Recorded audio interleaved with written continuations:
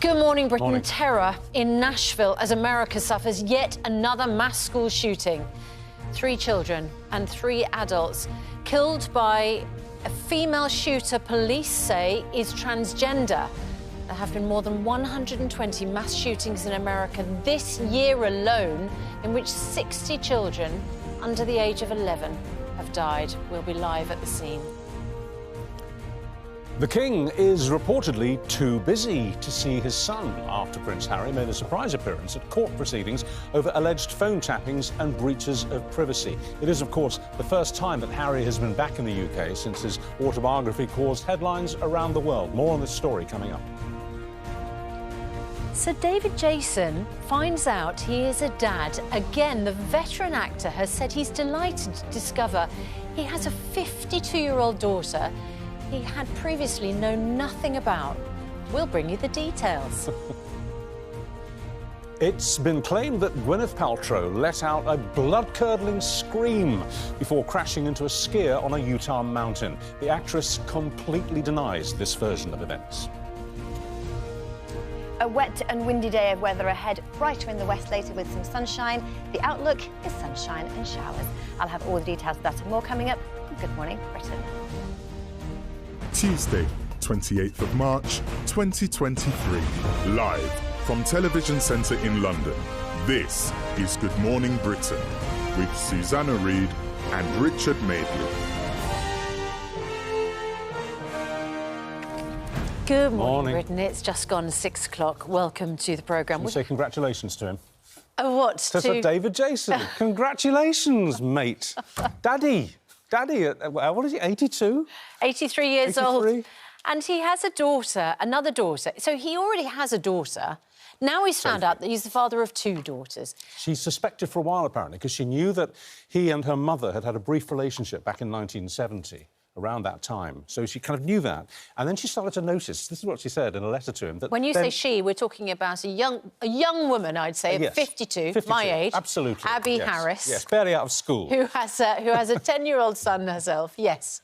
She thought that their noses looked the same. And they do, don't they? I mean, she does have a look of him, don't you think? Yeah, so she discovered that her mother had had a brief relationship with the actor 52 years ago, and so got in touch with him to say, I think I might be your daughter. And he is thrilled, apparently. Yes. Absolutely. He said it was a bombshell. Took a little bit of, whoa, come to terms with it. But, well, congratulations. I mean, you know, he's got a new grandson. That's right. A boy of 10. Yes. Great stuff. What a remarkable story, and Richard Arnold will have more on that a little bit later on. We have some other remarkable stories for you this morning, one of which is that 140 legal professionals, barristers, say they are no longer going to prosecute protesters from environmental groups like Just Stop Oil and Extinction Rebellion. They call themselves Lawyers Are Responsible. And they're going to be neutral. They're meant to be completely neutral. They're meant to defend or prosecute whoever comes along. It's called the first on the cab principle. And once barristers start to decide who effectively is guilty and who isn't guilty, you have a complete collapse of the criminal justice system. It doesn't work because they have to be completely impartial. And if these people, if these barristers and lawyers have announced that they will not prosecute, they simply won't even get started in a court of law, someone who's glued themselves to the road as a part of a Just Stop Oil protest, are they still happy to defend, say, a paedophile or a rapist or a mass murderer? Where's the moral equivalence here? Yeah, you have to get involved, obviously, in some pretty unsavoury cases, which might go against your own moral principles. That's but the as job. you say, that's exactly the point of being a barrister. But we're going to be speaking to a barrister, Joe Morm, who is completely behind this and debating it this morning on the programme. With another barrister who thinks it's mad. Yep. So the other story, I think, which is getting you excited this morning is a story about mammoth meatballs. Literally. Mammoth meatballs. The world's first meat made from extinct animal DNA. They've extracted DNA from bits of old mammoth. They've combined it with modern African elephants, which are the closest relatives of the now extinct mammoth, and they have produced, genuinely, DNA mammoth meatballs. The only thing is we don't know what they taste like, because it's not legal to actually shovel it down your throat yet. It's got to be cleared by the relevant authorities. But they have made them, which begs the question, could we have dinosaur meatballs? Or dodo eggs? I mean, what? You're intrigued, Sean, aren't you? I love it the way you talk about all these serious stories and then you get something like this and you turn to me. It's because you're giggling in the corner of the studio.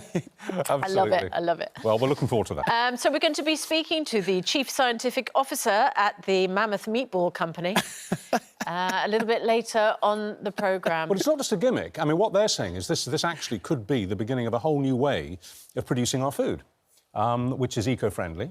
Yes. Yeah. And apparently safe. But the thought that you're having a mammoth burger, for example, doesn't have to be a meatball, it could be a burger. I just think that it's... Steak.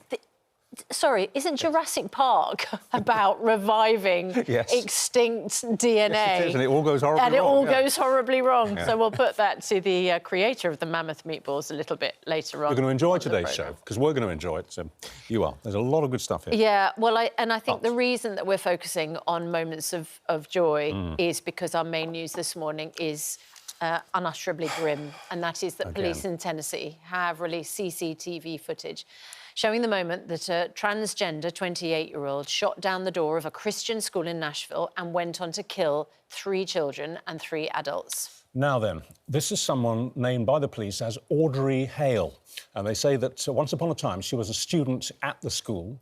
She's now been shot dead by police. We're going to speak to our North American correspondent, Noel Phillips, who's at the scene.